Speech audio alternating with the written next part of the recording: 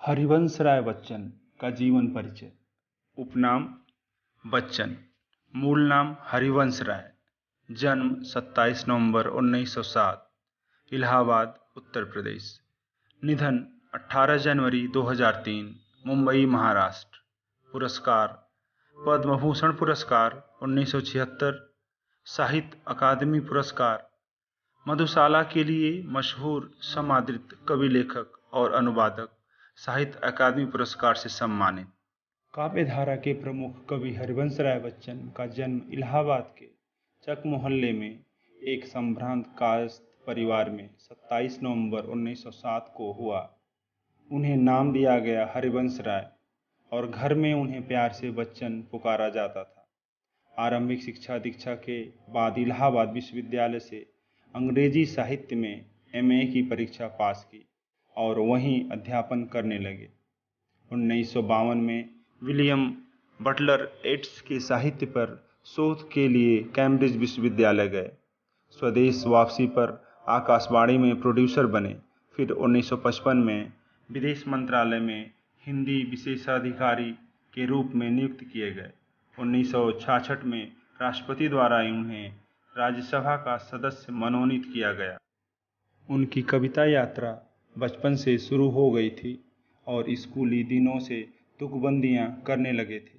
1933 में बनारस हिंदू विश्वविद्यालय में हुए कवि सम्मेलन में उनके द्वारा मधुशाला के पाठ को श्रोताओं ने खूब पसंद किया और धीरे धीरे उनकी मंचीय ख्याति इतनी बढ़ गई कि मुंशी प्रेमचंद ने एक बार कहा कि मद्रास में भी यदि कोई किसी हिंदी कवि का नाम जानता है तो वह बच्चन का नाम है।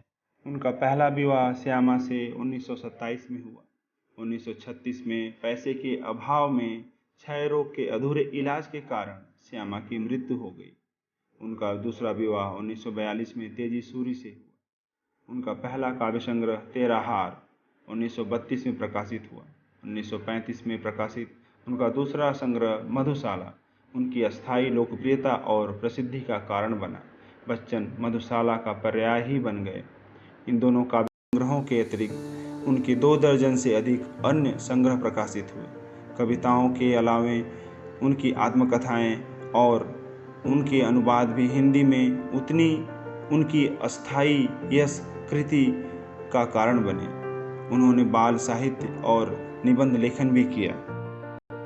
प्रमुख कृतियां: काव्य संग्रह तेरा हार 1929, मधुशाला 1935, मधुबाला 1936, मधुकलश 1937, आत्मपरिचय 1937, निशा निमंत्रण 1938, एकांत संगीत 1939, आकुल अंतर 1943, सतरंगिनी 1945, हलाहल 1946, बंगाल का काल 1946, खादी के फूल 1948, सूत की माला 1948, मिलन यामिनी 1950, प्रणय पत्रिका 1955, धार के इधर उधर 1957, आरती और अंगारे 1958, बुद्ध और नाचघर 1958, त्रिभंगिमा 1961, चार खेमे 64 खूंटे 1962, 2 चट्टाने 1965,